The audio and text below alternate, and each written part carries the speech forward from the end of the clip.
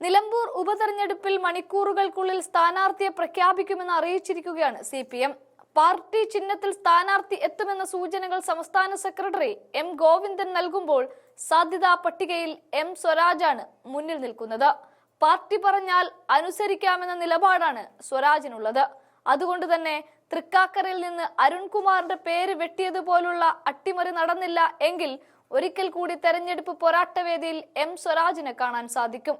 എന്നാൽ PV അൻവർ മറുകണ്ഠം ചാടിയതോടെ വിജയപ്രതീക്ഷ നഷ്ടമായ അവസ്ഥയിലാണ് CPM നിൽക്കുന്നത്.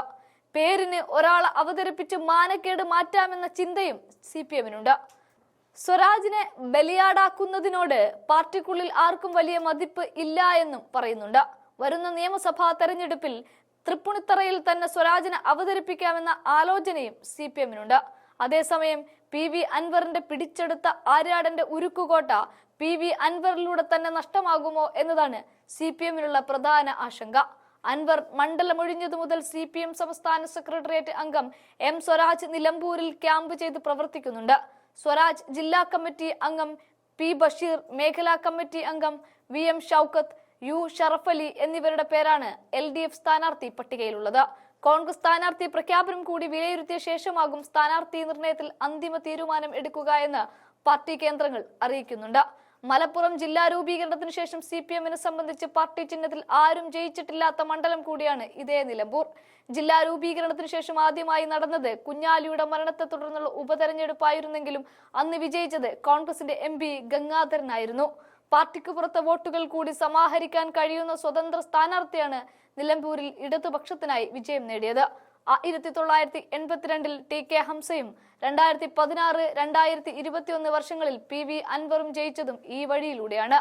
അൻവർ ഇടഞ്ഞതോടെ സ്വതന്ത്ര സ്ഥാനാർത്ഥികളെ നിർത്തിയുള്ള പരീക്ഷണം വേണ്ടെന്ന് പാർട്ടി പ്രവർത്തകർക്കിടയിൽ നിന്നു തന്നെ അഭിപ്രായമുണ്ടായി എങ്കിലും കോൺഗ്രസുമായി തെറ്റി ആര്യാടൻ ഷൗക്കത്ത് പാർട്ടി വിട്ടാൽ വീണ്ടും ഒരു സ്വതന്ത്ര സ്ഥാനാർത്ഥി പരീക്ഷണത്തിലേക്ക് പാർട്ടി കടക്കാനുള്ള സാധ്യതയും തള്ളിക്കളയാനാവില്ല.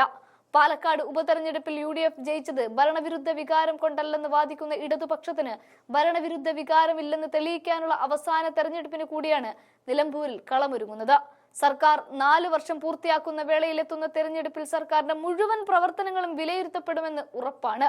പ്രത്യേകിച്ച് 4ാം വാർഷികത്തിൽ സർക്കാരിന്റെ പ്രോഗ്രസ് റിപ്പോർട്ടിന് ജനത്തിന്റെ മാർക്ക് കൂടിയാകും നിലമ്പൂർ ഫലമെന്നും കാണാം. അൻവർ LDF ഇട്ടതുകൊണ്ട് ഇടതുപക്ഷത്തിന് നഷ്ടമുണ്ടായിട്ടില്ല എന്നും നഷ്ടമുണ്ടായത് PV അൻവറിനാണ് എന്നുമാണ് നിലവിൽ CPM നടത്തുന്ന പ്രചാരണം.